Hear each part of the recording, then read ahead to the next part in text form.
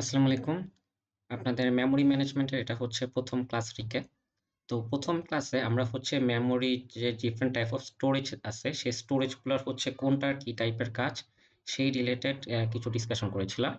তো আমাদের হচ্ছে সিপিইউর সাথে মেইনলি হচ্ছে ৩ টাইপের মেমোরি ডিরেক্টলি কানেক্টেড থাকে। সেটা হলো রেজিস্টার, ক্যাশ মেমোরি আর হচ্ছে র‍্যাম।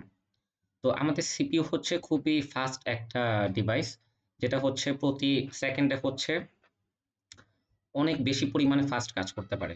তো এই কারণে সিপিইউর সাথে যখন কাজ করতে হবে তখন অ্যাকচুয়ালি মেমোরি গুলারও হচ্ছে খুব ফাস্ট হওয়া প্রয়োজন। কিন্তু এখন সমস্যাটা হচ্ছে আমরা যদি একটু মেমোরির পিরামিডটা দেখি, মেমোরির একটা হচ্ছে ন্যাচারাল ক্যারেক্টারিস্টিক্স আছে। সেটা হলো মেমোরি যত হচ্ছে ফাস্ট হবে তত মেমোরিটা হচ্ছে ছোট হয়। আর মেমোরিটার স্পেস যত বেশি হবে তত হচ্ছে মেমোরিটা স্লো হইতে থাকে।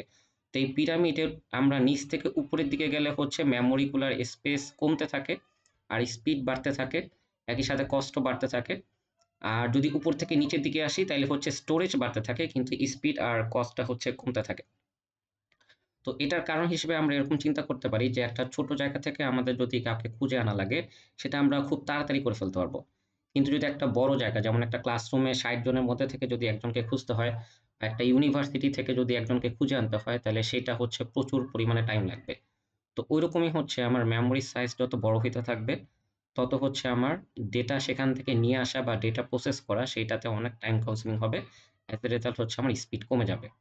তো এই কারণে সিপিইউ যেহেতু হচ্ছে খুবই ফাস্ট কাজ করে, এর জন্য যত রকমের কম্পিউটেশনাল কাজ আছে যেমন হচ্ছে অ্যারিথমেটিক কম্পিউটেশন বা লজিক্যাল কম্পিউটেশন, ওগুলা হচ্ছে সবকিছু রেজিস্টারে ডাটা এনে করা হয়। আচ্ছা, তো এটা হচ্ছে রেজিস্টারের কাজ। এরপর হচ্ছে আমার প্রোগ্রামটা চলার সময় যেই জিনিসগুলা খুব ফ্রিকোয়েন্টলি ইউজ হয় বা যেগুলো হচ্ছে আমার বারবার ইউজ করার প্রয়োজন হয়, সেগুলো হচ্ছে ক্যাশ মেমোরিতে রাখা হয়। ক্যাশ মেমোরির সাইজটা রেজিস্টারের থেকে একটু বেশি, আবার স্পিডটা হচ্ছে রেজিস্টারের থেকে একটু কম। তো এটা হচ্ছে একটা ট্রেড অফ যে আমি হচ্ছে একটু বেশি পরিমাণের ডেটা এখানে হচ্ছে কালেক্ট করে রাখতে পারলাম, যেটা হচ্ছে খুব ফ্রিকোয়েন্টলি সিপিইউটা ইউজ করতেছে। আর এরপর হচ্ছে আমরা র‍্যাম নিয়ে আগেও দেখছি যে এখানে হচ্ছে আমাদের সব প্রোগ্রাম বা অ্যাপ্লিকেশনগুলা লোড হয় এবং এখানে হচ্ছে অপারেটিং সিস্টেমটাও কাজ করে। ফাইনালি আমাদের যখন হচ্ছে পারসিস্টেন্ট স্টোরেজ প্রয়োজন হয় যে আমরা ডিভাইসটা বা কম্পিউটার, ল্যাপটপ এগুলো অফ করে দিলে হচ্ছে ডেটাগুলা সেভ থাকবে।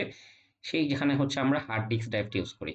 তো এই চিত্রতে হচ্ছে magnetic disk, optical disk, magnetic tape এই জিনিসগুলো হচ্ছে ওই হার্ড ডিস্ক ড্রাইভের মধ্যে পড়বে। হার্ড ডিস্ক ড্রাইভের আরেকটা কাজ আছে, সেটা হচ্ছে আমার র‍্যামকে সে হচ্ছে আবার অ্যাডিশনাল মেমোরি সাপোর্ট দিতে পারে। আমরা যখন লাস্টের দিকে হচ্ছে সোয়াপ স্পেস, সোয়াপ মেমোরি এই টাইপের জিনিসগুলা দেখবো বা সোয়াপ ইন, সোয়াপ আউট এই টপিকগুলা দেখবো, তখন দেখবো কিভাবে হচ্ছে হার্ড ডিস্ক র‍্যামকে হচ্ছে অ্যাডিশনাল মেমোরি সাপোর্ট দিতে পারে। তো এরপর হচ্ছে আমাদের ২ টা কনসেপ্ট খুব ভালোভাবে বুঝা লাগবে। একটা হচ্ছে ফিজিক্যাল মেমোরি কি জিনিস আর আরেকটা হচ্ছে ভার্চুয়াল মেমোরি বা অনেক জায়গায় এটাকে লজিক্যাল মেমোরি বলে। তো এই লজিক্যাল মেমোরিটা কি জিনিস? তো ফিজিক্যাল মেমোরি বলতে আমরা এখানে টিপিক্যালি হচ্ছে র‍্যামটাকে বুঝবো, যেটার অ্যাকচুয়ালি ফিজিক্যাল এক্সিস্টেন্স আছে বা যেটা হচ্ছে আমাদের হার্ডওয়্যার মেমোরি স্টোরেজ। আর ভার্চুয়াল মেমোরি হলো আমরা প্রোগ্রামের জন্য সফটওয়্যার থেকে যে মেমোরিটা অ্যালোকেট করি। যেমন হচ্ছে আমাদের VS কোড বা যারা জাভাতে IntelliJ IDEA ইউজ করছেন, ওইখান থেকে দেখবেন হচ্ছে মেমোরি অ্যালোকেট করার অপশন আছে। যে আমরা চাইলে 2 জিবি, 4 জিবি এরকম মেমোরি অ্যালোকেট করতে পারি।